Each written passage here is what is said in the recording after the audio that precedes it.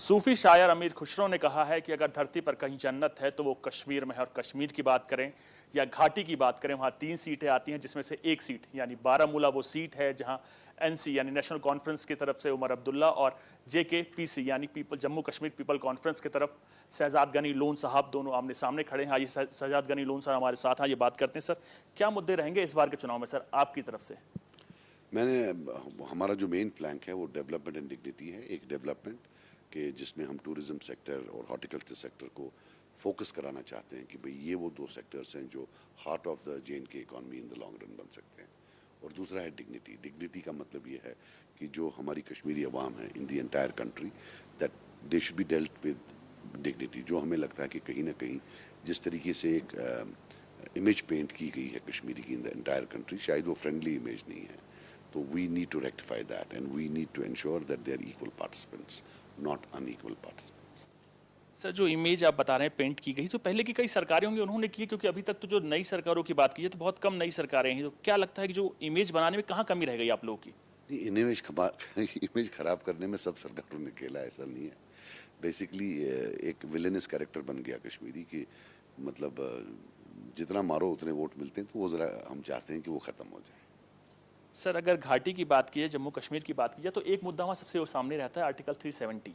उसको लेकर क्या लगता है, जब वो हटा उससे पहले क्या हालात थे और जब वो हटने के बाद आज के क्या हालात हैं? देखिए, मैं आपको साफ बता दूं, हम 370 के हटाने के खिलाफ हैं। और मुझे नहीं लगता है कि कोई ऐसे लॉज नए इक्विप हुए हैं गवर्नमेंट को, जो एक परसेप्शन क्रिएट जा रहा है कि भाई पहले अलग लॉज थे और अलग लॉज थे। लॉ एंड ऑर्डर में वही लॉज हैं आपके पास, कोई नया लॉ आपको नहीं मिला।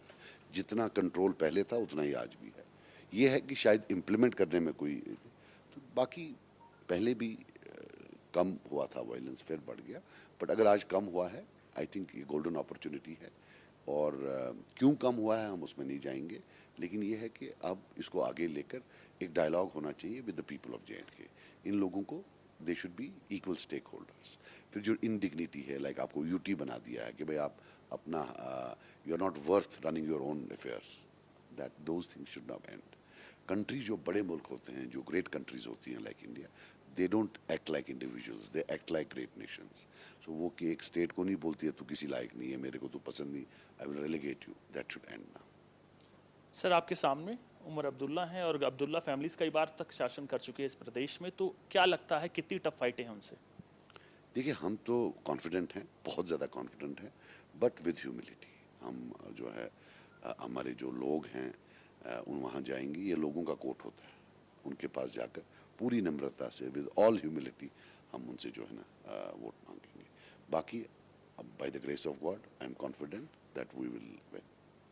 सर, एक सवाल और है कि उमर अब्दुल्ला की बात की जाए, एनसी की बात की जाए, तो कहीं ना कहीं इंडिया गठबंधन में है और उनके तमाम मैनिफेस्टो की बात की जाए तो वो कहते हैं कि अगर उनकी सरकार बनती है तो आर्टिकल 370 वापस लेकर आएंगे। क्या इज इट पॉसिबल? देखिए, मेरी बात सुनिए, हम चाहते हैं वो वापस आए, लेकिन जिस तरीके से उमर अब्दुल्ला साहब बोलते हैं वैसे वापस नहीं आ सकता है। फ़र्क ये है, हम चाहते हैं वो वापस आए और हमें मालूम है कि बड़ा कठिन है लेकिन नामुमकिन नहीं है। बट जो उमर साहब रास्ता बता रहे हैं वो रास्ता वहाँ की तरफ नहीं जाता, वो लोगों को झूठ बोल रहे हैं। The way he is saying वो झूठ है।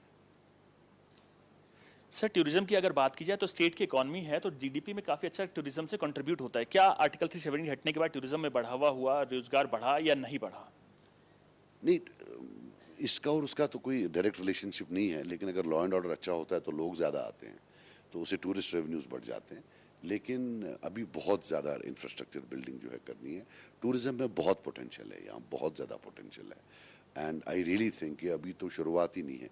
अभी बहुत ज़्यादा इन्वेस्टमेंट हो सकती है और बहुत ज़्यादा जो है ये इसका जो शेयर है GDP में वो भी बहुत बढ़ सकता है और एम्प्लॉयमेंट जनरेशन बहुत कर सकता है। सर, आखिरी क्वेश्चन मेरा ये है, क्या इंडिया गठबंधन जिस हिसाब से बात ही करती है कि आर्टिकल 370 आ जाएगा और तमाम बाकी देश में, आपको क्या लगता है कि इंडिया गठबंधन उतनी मजबूत है या एनडीए की लेकर एनडीए की सरकार ज़्यादा मजबूत रहेगी? नहीं, मेरा उसे नेशनल में तो हमारा इंडिया उसमें क्या रहेगा ऑन 370 दोनों में तो कोई फ़र्क है नहीं। न वो बोल रहे हैं हम वापस देंगे, न ये वो बोल रहे हैं। सो हमारे लिए तो दोनों two sides of the same coin है। सो हमें तो कोई फ़र्क नहीं पड़ता। On Kashmir they are both same. दोनों वादा करते हैं कि स्टेटहुड देंगे। हाँ, एक बोलते हैं कि हम जल्दी देंगे, दूसरा बोलते हैं एट अप्रोप्रिएट टाइम देंगे। But I think first they should restore the statehood, because that puts you into a continued state of humiliation otherwise. एक अच्छा नहीं लगता है। ये इतनी बड़ी जगह है, इसको आप डिनाई कर रहे हैं स्टेट को। हमसे बात करने के लिए बेहद शुक्रिया सर। कैमरामैन कृष्णदेव के साथ में आनंद कुमार सिंह, न्यूज़ इंडिया, कश्मीर।